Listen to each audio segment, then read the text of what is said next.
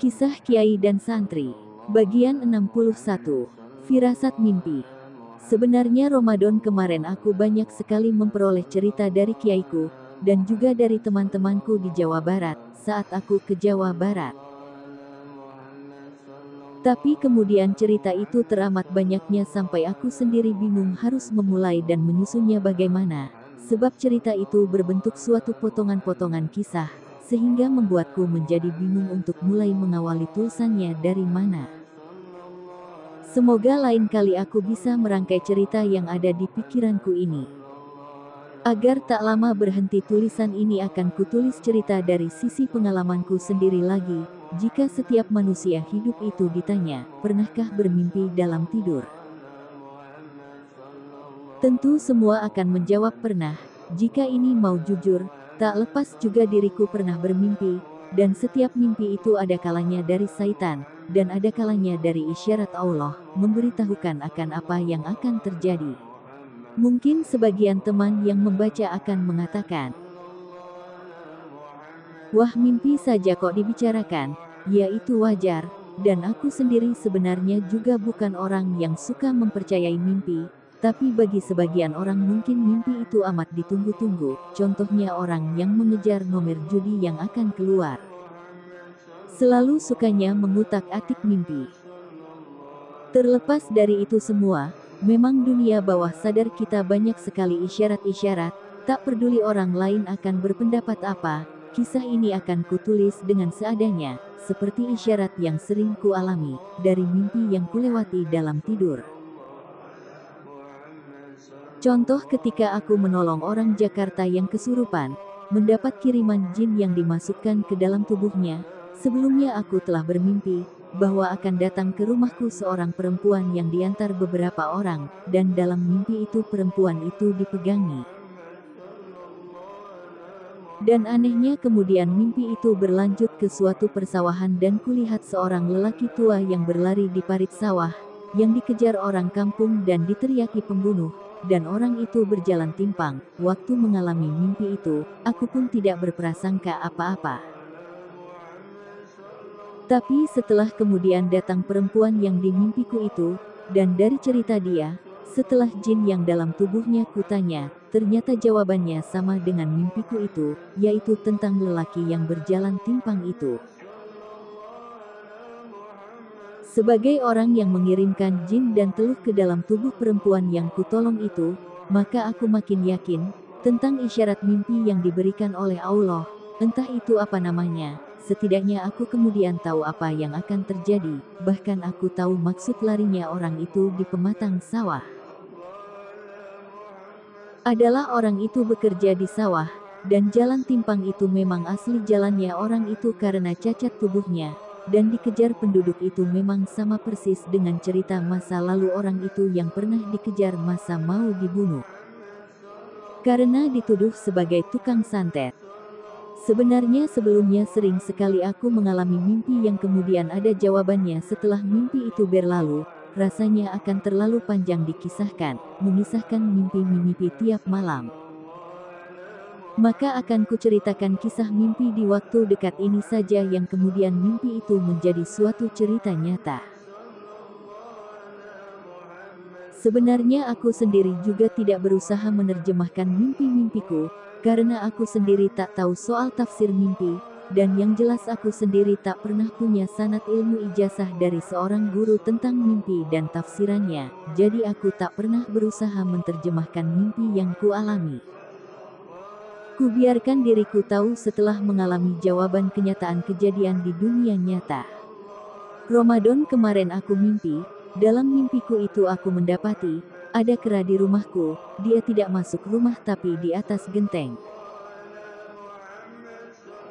Lalu ada anak kecil seumuran kelas 1 SMP, dia diikuti kera itu dan ada ular berwarna hijau kecil yang menggeliat di aliran air rumahku, sementara kera hitam berbulu lebat, sebangsa kutuk itu, yang ada di atas genteng, berloncatan, lantas di mimpi itu dia kupanggil dengan lambaian tangan. Dan kera itu turun di pundakku, dan kusuruh tidur di ranjang, dia menurut saja, mimpi itu sampai di situ saja, tidak ada kelanjutannya, dan aku tak berusaha untuk mengartikan apa maksud mimpiku itu sampai pada malam setelah mengimami taraweh. Datang beberapa orang yang membawa seorang anak kecil seumuran kelas 1 SMP, dalam keadaan kerasukan, yang membawa ada beberapa orang, karena anaknya dibawa ke rumahku dalam keadaan digotong, yang kutanya lelaki yang agak tua. "Kenapa anak ini Pak Sarip?" tanyaku. Sambil melihat anak kecil itu yang bengong, dan diam seribu bahasa, hanya matanya jelalatan seperti takut. "Ini tak tahu Mas Kiai, kerasukan atau apa, yang jelas dia tidak makan, juga tidak minum selama 5 hari. Jawab lelaki yang bernama Sarip itu. "Lalu awalnya bagaimana kok bisa sampai seperti itu?" tanyaku. "Awalnya, dia ini kan anak yatim, Kiai, jadi ayahnya sudah meninggal, dan ayahnya punya istri 2, satu ibu aslinya dia, dan satu lagi ibu tirinya. Sekarang ini dia dirawat oleh ibu tirinya. Dan disekolahkan di daerahnya sana. Nah ini dia baru sekolah di sekolah SMP baru, dan waktu mengalami ini, dia duduk di belakang sekolah. Di belakang sekolah kan ada WC-nya. Ya semacam penampungan gitu. Dia duduk di situ. Menurut cerita guru sekolahnya, dia tidak masuk ke kelas, dan dicari-cari. Sudah dalam keadaan bengong duduk di penampungan, sepiteng WC itu, dan disuruh masuk kelas tetap bengong, bahkan ketika digelandang tubuhnya kaku, lantas digotong ramai-ramai, dan berusaha disadarkan, tapi tetap saja ya seperti ini. Waktu itu dipulangkan ke rumah ibu tirinya oleh gurunya juga dalam keadaan seperti ini, jelas Pak Sarip. "Apa tidak berusaha diobatkan?" tanyaku. "Ya sudah Kiai, sama ibu tirinya sudah dibawa ke dokter, tapi dokter juga tak bisa apa-apa, bahkan itu kan giginya merapat terus. Dokter juga tidak sanggup membukanya, giginya merapat terus seperti lengket dan dilem dengan lem super. Apa tidak berusaha dibawa ke orang pinter, misal dukun?" "Sudah Kiai, tapi dukunnya juga tak bisa apa-apa, malah oleh ibunya sudah dibawa ke rumah beberapa dukun. Tapi tetap saja tidak bisa apa-apa, bahkan memasukkan makanan dan air saja tidak bisa, makanya ini sudah 5 hari tidak makan, kami minta Mas Kiai tolong dia, kasihan dia anak yatim." "Iya Pak, saya cuma berusaha, soal bisa enggaknya saya sendiri juga tidak tahu. Semoga Allah memberi kekuatan pada saya untuk bisa menolong dia, coba bawa ke sini," kataku. Beberapa orang segera memegangi anak itu, ada sekitar 5 orang, tapi semuanya kewalahan, anak itu tak mau didekatkan denganku, dan 5 orang itu ditolak semua terpental, dan tak kuat menahan anak itu. Kalau dinilai secara teori, 5 orang dewasa dikalahkan oleh tenaga anak kecil yang sudah 5 hari tak makan, memang sangat tidak wajar, tapi itulah kenyataannya, dan berusaha memegangi selalu dipentalkan, maka aku mendekat sendiri. Dan ketika tanganku memegang tangannya dan kedua tangannya di genggamanku, maka anak kecil itu lantas tak bertenaga, bahkan dia mau berontak seperti ada kekuatan maha dahsyat menindihnya. Ketika aku dalam hati berdoa, supaya dia jangan berontak, maka seketika tubuhnya tak bergerak. Seperti ada puluhan orang yang memeganginya, maka aku hanya menyentuhnya dengan satu jari, ku tekan, maka anak kecil itu tubuhnya langsung terkapar, tanpa daya sama sekali, bahkan tak mampu untuk bangkit. Terus terang secara logikaku, aku sendiri tak bisa berpikir, kenapa kok seperti itu. Sebenarnya aku hanya ketika jariku kuarahkan ke tubuh anak itu lantas anak itu seperti ditekan suatu beban yang menindihnya, maka aku pun yakin di jariku ini ada kekuatannya, jadi aku sendiri terus terang tak tahu menahu soal kekuatan itu. Aku hanya mengambil pelajaran dari efek kejadian yang ada di depan mata, kok ku tempeli jari, lantas anak itu tak berdaya, maka lantas ku yakin kalau jariku itu ada kekuatannya. Tak perlu aku melihat bentuk kekuatan itu bagaimana, Yang jelas kekuatan itu dirasakan oleh anak yang ada di depanku, dan anehnya setiap jariku tempelkan dimanapun tubuh anak itu seperti merasa kesakitan. Setelah anak itu kubuat tak berdaya, lantas aku minta air di gelas. Lantas ku isi dengan doa, sementara tanganku masih menahan anak itu, sehingga anak itu sama sekali tak bisa bergerak dalam keadaan terlentang tiada daya. Dia juga sudah tidak berontak. Mungkin jin yang ada dalam tubuhnya merasa jika berontak dia sudah memastikan tak mampu, maka dia memilih diam dan pasrah. Lantas seseorang ku mintakan meminumkan air dengan sendok, tapi memang giginya merapat. Walau bagaimanapun dibuka maka tak bisa membuka. Lalu kusalurkan energi doa lewat tanganku, yang isinya meminta pada Allah agar mulut anak itu dibuka, dan aneh.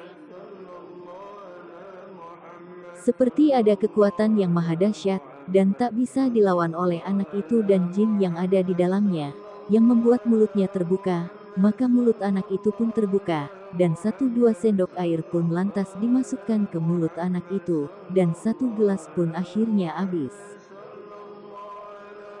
Ku lepaskan tanganku dari badannya, dan lantas anak itu mulai tenang, dan ku minta dibawa pulang. Alhamdulillah setelah 3 kali ke rumahku, anak itu sudah beraktivitas seperti biasa, malah makin gemuk. Masih di bulan Ramadan, aku mimpi aku merasa berjalan di suatu daerah. Dan aku sampai di suatu pemakaman umum, lantas aku berjalan di jalan yang ada di tengah pemakaman. Menyusuri jalan setapak di tengah pemakaman, lantas aku sampai di sebuah tempat wudhu yang ada di tengah pemakaman. Aku merasa aneh juga, kenapa kok tempat wudhu ada di tengah pemakaman.